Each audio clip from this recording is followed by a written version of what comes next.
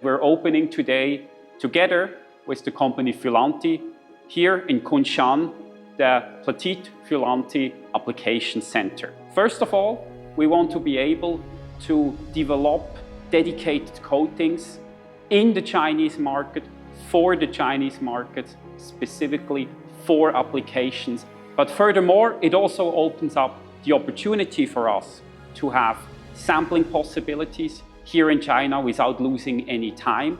And it opens up the possibility for our customers to visit us here, to be trained on the equipment, to see the equipment, and to work together with us on this equipment in a very strong partnership. We together move forward in this market.